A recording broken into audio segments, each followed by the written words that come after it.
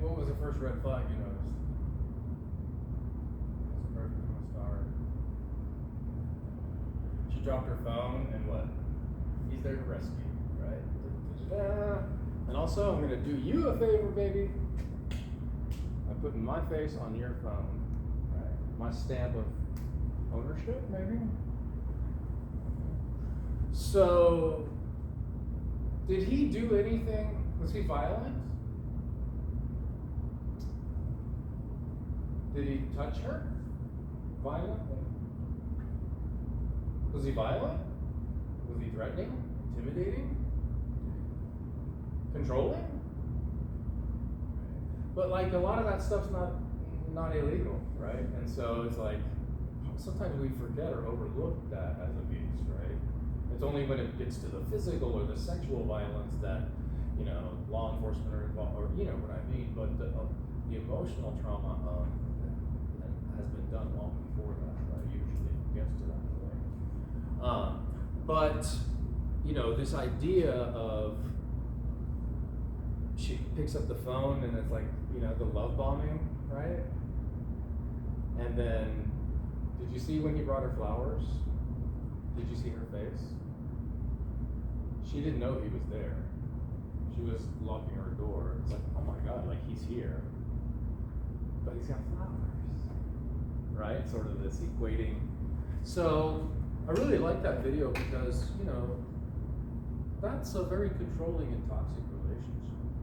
Even though there was no physical violence. But we know that most victims of abuse, they say the physical violence, that's probably not the worst part by far, right? Because the bruises go away, the pain's temporary.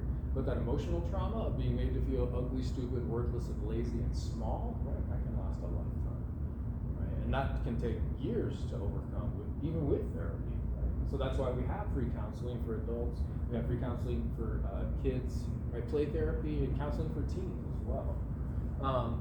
So, you know, clearly this relationship, even though the Disney, it kind of started out like good, it was never healthy, right?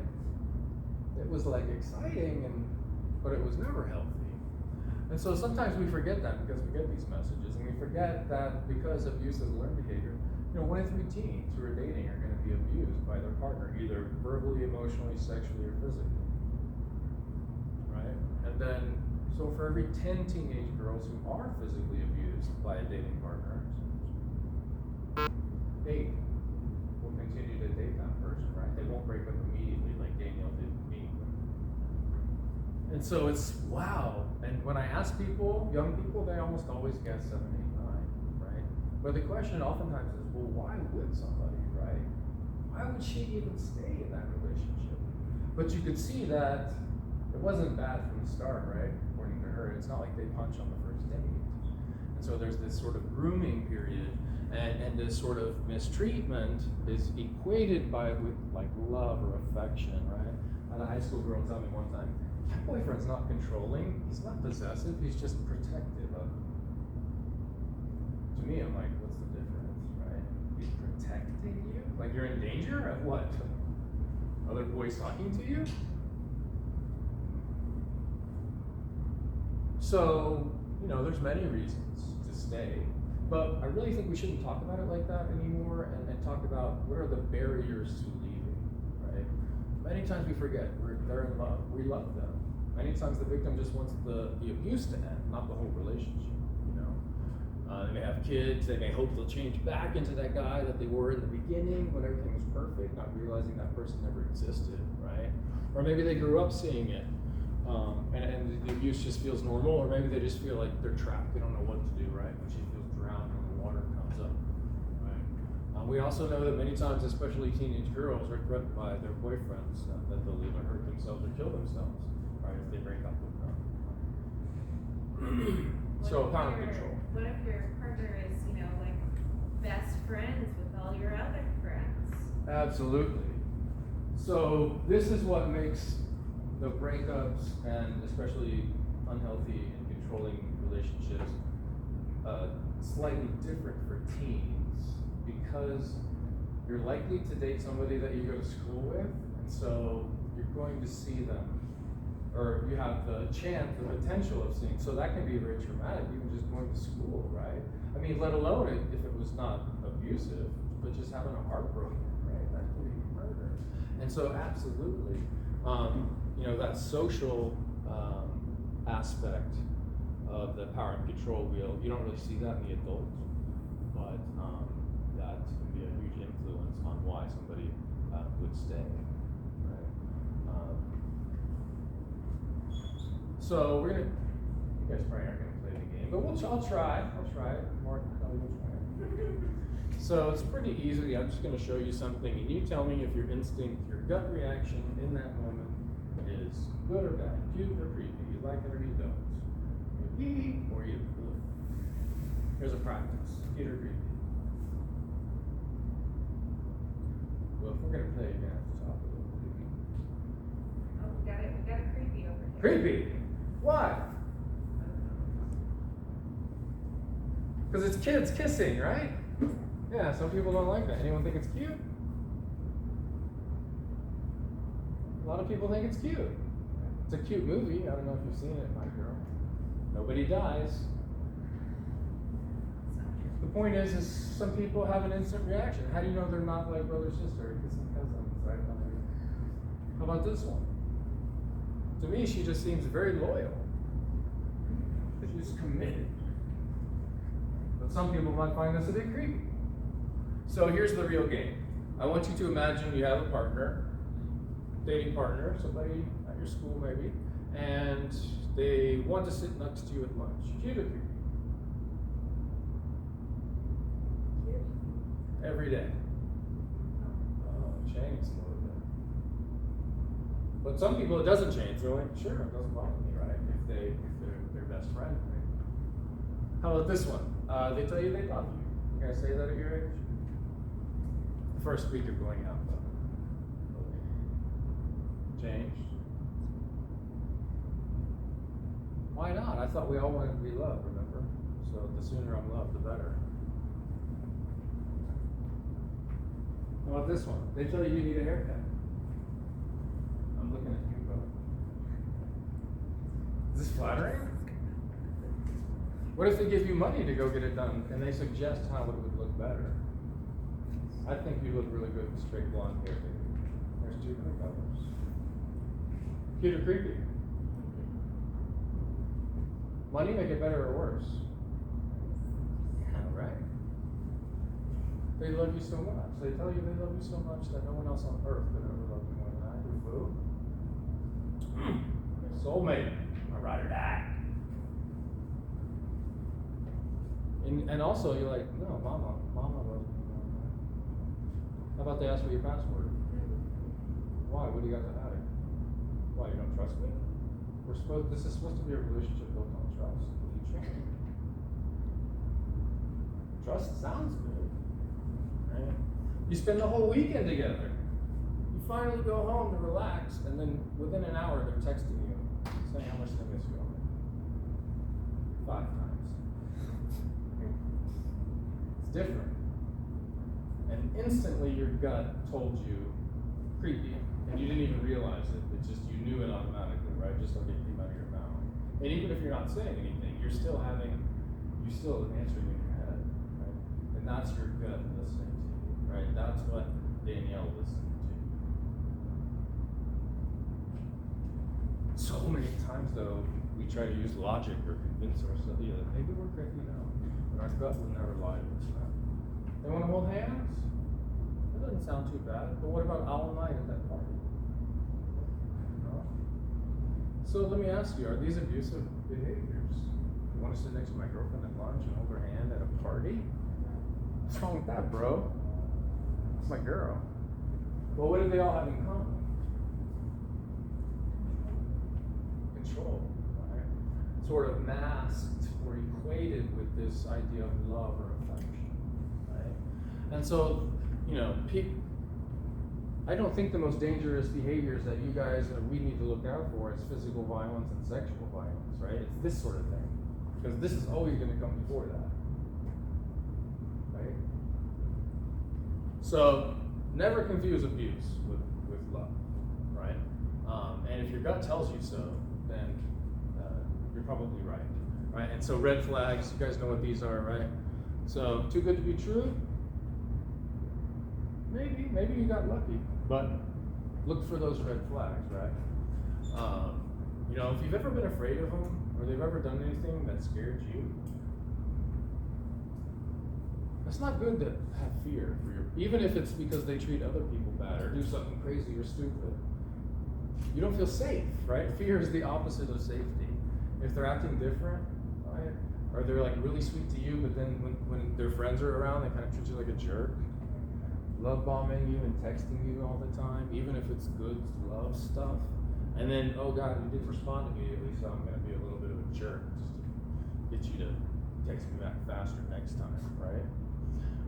This possessive behavior and checking up on you all the time, wanting to know where you're at, kind of not letting you hang out with who you want to, because what this does is it cuts you off from your support.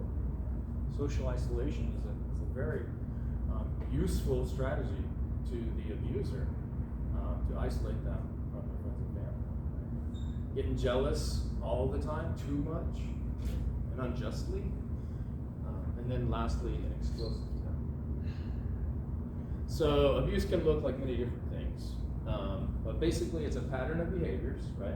Happens over and over and over. And it's all based on the need to have power and control over the way somebody feels or thinks or does or hangs out with, etc. And it's a choice. It's not about being drunk or high because you didn't beat up everyone at the bar before you left to go home and beat your wife. So it wasn't the alcohol, right? And it's not because you lost your temper because you can't control your anger, because you don't hit your boss when he makes you mad. You don't hit the police officer when they give you a ticket, so you can control your anger. Abuse is not about losing control, but about trying to get and then keep control, right? So we can't forget, though, the title of my presentation was Decide, Don't Slide. So I'm trying to ask you to maybe consider the fact that you can decide what relationships you want to be in, right? And then you're more likely to get what you want, rather than just sliding into one without really thinking about it, or just because she's hot, or just like, finally a girl talked to me, you know, like I was. But I never thought about like who I was, what I was about, or what I wanted, right? And so I want to invite you, and you know, these may just be seeds I'm planting in your head, but it's so important that we know who we are before we get to a relationship. Otherwise, if we don't, then that person, if they're controlling and abusive, will tell us who we are and what we like and what food, you know what I'm talking about? But it's more than that. It's like, you know, The Boys, right? What was that kid about? He was about making messes. Like that made him happy in life. He chose a career, you know? That's a beautiful thing. What's special about me? You know, there's a lot that's wrong about me. There's a lot that, you know, I used to hate being sensitive. People always said, you're too sensitive, right? I cry. But now that I see that sensitivity as an asset as well, because I'm really in tune with my emotions, and so I'm easily able to explain them and communicate them to my partner, right? So we all have these things that are about us. But if we don't think, you know, why should I date you? I got all this stuff going on, right? Because I know what I have to offer. Second thing is to know what's important to you. It's like, what do you value? What are your principles in life, right? Against violence or whatever. For me, you know, I got picked on. I'm sensitive. Had some trauma. So I've learned that I have this strong sense of justice, right? Like when I see somebody do something that's wrong, it's like, especially to animals or something, I want to fight for the underdog. Well, it's because I have been the underdog, I think, a lot of my life. Right? What makes me happy? You know, my dreams. Am I living in alignment with the life I want to have? Right? The person I want to become. Who's important? So you got to know who supports you. One, because you know, if we know who makes us feel loved, like my own mom, she'll be 97 in 3 days. You know, I know that she loves me and I feel safe with her because one, she tells me all the time. She is always very grateful. She'll always say thank you and how much she appreciates me. She's always making sure I'm fed. Right? So now I can be like, hey, I know what makes me feel loved. Maybe I should look for a partner who's also very appreciative of me and is willing to tell me, right? And so I know this is, you know what I'm saying? It's a shortcut, but it's also a second shortcut to who I can talk to if something does, happen, or even if, I just need some relationship advice. The fourth thing is knowing what you want. So what kind of partner do you want, right? What's important to you? Like, is hygiene and good looks important? Is intelligence important? A sense of adventure, a sense of humor, whether or not they're, what's a deal breaker for you? What if they're like rude to waiters and strangers on the street and like giving people a finger while they're driving? Right? Is that important to you? What if they what do they smoke or use drugs and alcohol? Is that important to you? How important? What if they won't stop talking about themselves? What if they never talk about how they feel? Which of these things? So I also know a lot of times that it's hard to know kind of what my boundary is, and then it's too late when I realize my boundary, and then it's already happened, and I'm like, damn, I should have done this. But if we know ahead of time what I'm okay and not okay with, what I want, what I don't want, it makes it so much easier. Because then when I see what I don't want, you state this is a need that you have, and if they don't fulfill it or they do it again, you're out. And you can feel good about that. So I can't make you treat me a certain way. I can't make you respect me, but I can refuse to be disrespected. Meaning that if you throw a ball of shade at me, I don't have to catch it. So what's going to happen is now I'm going to be a little mad. I'm going to want to throw it back to you, and then suddenly we're fighting. I can let that ball hit my chest and walk away, right? And that's exactly what Danielle did to me. So deciding, you have the power of choice, which is super duper powerful. I think I forgot to put in some slides of our free services in our shelter, but did you guys have any questions or comments about that? You learn something, you just want me to shut up because you gotta go to the bathroom, you've been having your arms crossed at me, looking like you want to kill me on presentation. You guys have been great. It's just, with the masks, I can see your pretty faces. Mustaches looking good for them. 5 more years. So when we did the survey at like the beginning, we did the survey at the beginning of who was in a relationship or single. Seems like most of our audience, maybe aside from the two of us, are single. Mm-hmm. Maybe they're not even interested in relationships right now. Totally cool. Does any of this information apply to just friendships? Well, I mean, human beings are not. You make a really good point. The same thing is true of any human being, right? Some of the hardest boundaries to set and enforce are those with our family members, particularly our parents sometimes, right?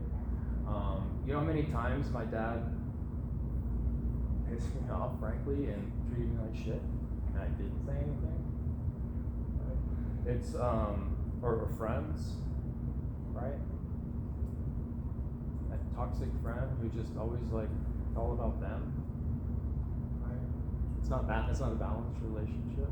But sometimes it's like we would sometimes rather have a toxic any relationship rather than none at all. Particularly friendships, because that can be very lonely, right? But our boundaries should hold true for any relationship, right? And it's especially hard when you're a teen to do that with peers and friends, right? Because it's such a vital part of a teenager's life, right? And just the way your brain's wired and everything. So yeah, you make a very excellent point, and that's kind of the point I was trying to make, but you did a much better job, is that most of you guys aren't interested in dating, or you're single and you're happy about it. And I think that's amazing, right? But I also think that you shouldn't wait to think about how you want to be treated and what kind of person you want and what your boundaries are until after you start dating, right? Do it now. So it's the perfect time, right? But the same holds true, of course, right? I'm perfectly aware too that I can't tell you how many times young girls have come up to me after this and been like, okay, so I have this friend, I'm just asking for a friend, but she kind of treats her boyfriend a little, and it's like, is that you? And she's like, so we all, exhibit some of these unhealthy behaviors to some degree or another, right? But those things don't define us, you know what I mean? It's like, I screamed at Danielle in front of everyone, and it was wrong, and it was mean, and I shouldn't have done it, right?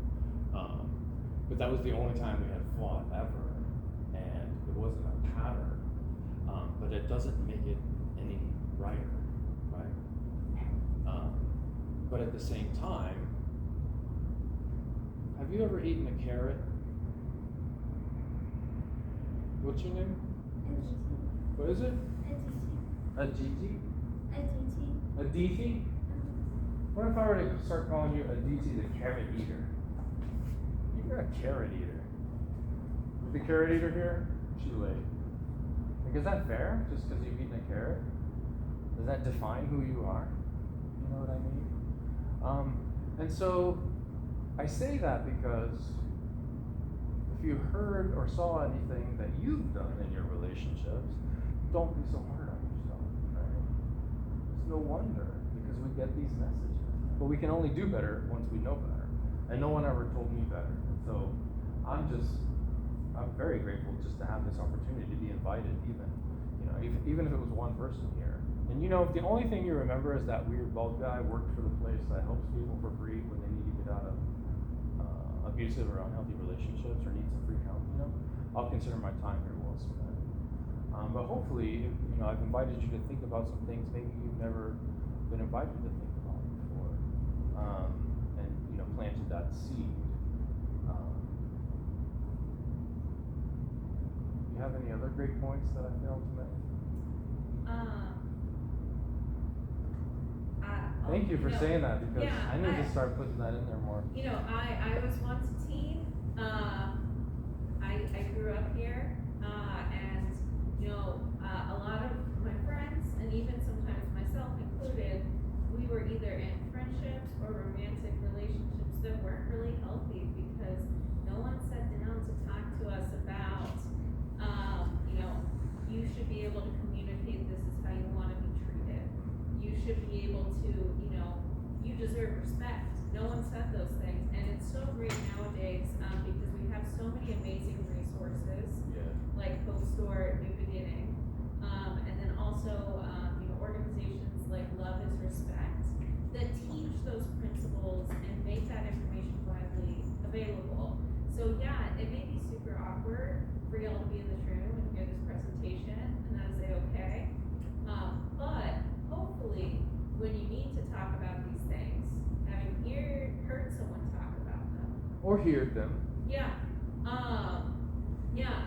hopefully it makes it a little bit easier to talk about it with someone, whether that is another friend, an adult, or doing some of your own, hopefully your own good research to try to get that language to talk to someone else about what's going on, because no one ever has all the answers. And also, young, especially teen girls in friendships, a lot of the texting or getting really angry when someone doesn't respond to your text. I remember that from just friendship dynamics and feeling like one friend is more powerful. And so some of these things will apply with friendships and also young women and older women can exhibit unhealthy relationship behaviors too. So none of us are perfect. Yeah, I dated a woman once and she said, it's weird not to be the messed up one in a relationship. I'm out. Not this time. No, thank you so much. Anything else? Does anyone have any questions? Yeah. So Explain the boundaries part. the boundaries part. So, I think we all know kind of what our boundaries are. Some sometimes like even physical space can make somebody feel uncomfortable. You know what I mean? Oh, why are you laying back, bro? Did I cross your boundary? Did you feel uncomfortable? Did you want me to step back? Did you tell me to? You just waited. Yeah. What if I didn't though? You eventually you would. Right? Or you'd have been like, excuse me, bro. Or I gotta go to the bathroom, something. But not just, but I did the physical distance example with you is because you can tell those instantly. Your body reacts, right? But the same thing too, we often don't notice like when we get our feelings hurt or something. Or, you know, we ask that question, I love you, will you marry me? And you know they have their phone on them. You go to check, it hasn't. You just like, it's like lightning bolt, like heart rate. That's your adrenal gland releasing cortisol and adrenaline, right? Like our body, it's a beautiful thing. It's what our emotions are for, to tell us what we need to change. You know, my heart hurts. I'm having a heart attack. That's my body telling me I need to take better care of my heart. You know. So, but boundaries can also be crossed emotionally. Right? Do you guys have any examples? Does anyone know a certain boundary that they have?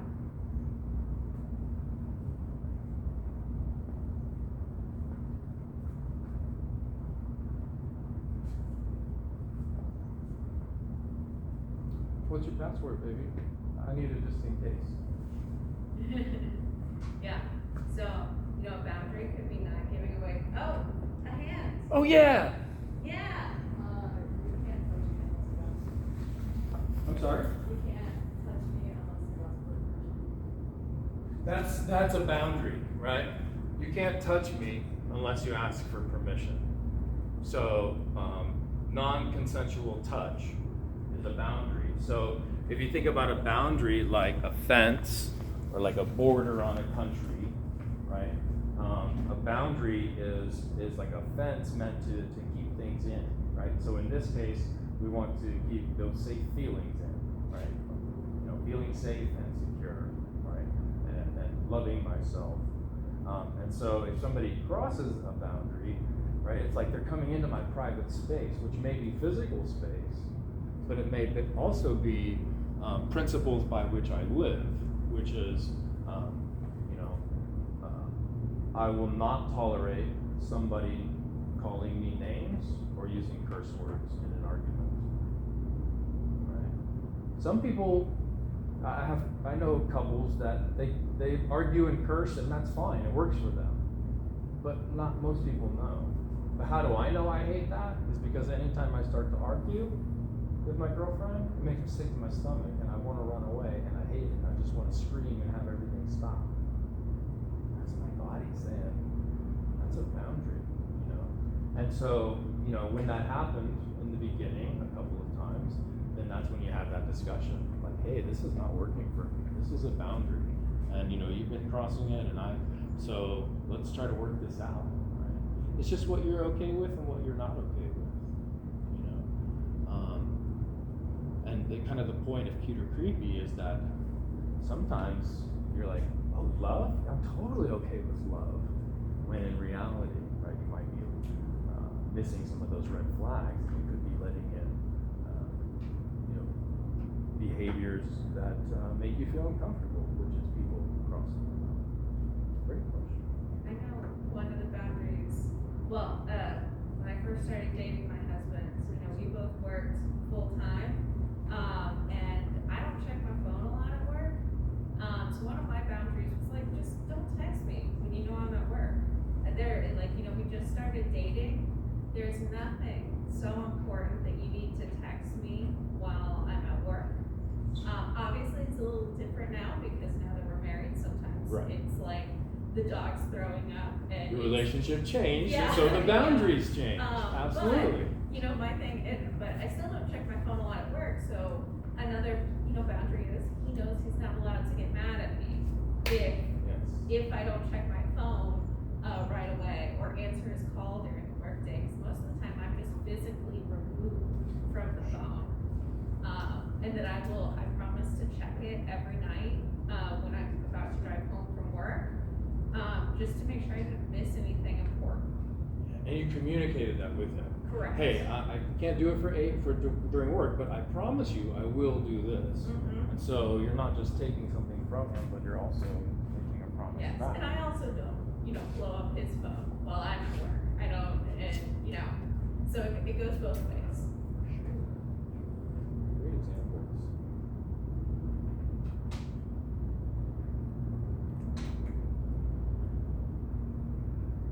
Anything else? Okay, well, thank you so much for coming. Really appreciate it. I do have some lanyards. It has our 24-hour hotline on there. Our hotline's answered in English and Spanish 24 hours a day, every day of the year. If anyone has a question or wants free services, or maybe you want to help a friend, please call. Also, there's tons of resources on our website. But there's also, we're in Coppell, so Irving, there's Brighter Tomorrows. I mean, there's the Family Place in Dallas, Genesis in Dallas, Denton County Friends of the Family in Denton. There are so many nonprofits in the area, because you probably likely will, run into somebody, if not yourself or someone that you know, who may need these free services, right? Maybe tomorrow, maybe never, maybe a year from now. But just know that there are free services for people who need help out there, right? Because you could be that one spark that just totally sets somebody's life path on a different path towards a better life. So. And your friendly local librarian usually knows a lot of free services, whether it's something like this, or whether, it's a mental health thing going on that you want some free resources for, or anything else you may be dealing with. We have a lot of this information, and if you email and say it's for a friend, I won't ask you if it's actually for a friend. I will just believe that it's for a friend, and send you whatever information you need. And I have some of my business cards as well. If you need to email me, or if I can help connect you to any services. It also has the hotline number and stuff like that. So if you don't want anything and you don't come up here to take anything, you're not going to hurt my feelings. But if you do, feel free. And I do have a survey for them that I'll send you the feedback for. Oh, very cool. Yeah. Yeah, man. Ooh, that was heavy. I didn't know I was going to get into that. I think maybe next time we'll start with maybe some story time songs, and then getting our wiggles out to maybe pump up the energy a little bit. Oh, yeah. Tell me about that. Story time for the kids. One of the things that they do at the beginning to get the energy down is, you shake your wiggles out. You just, it's exactly what it sounds like. That sounds amazing. And That sounds like also something I would love to do.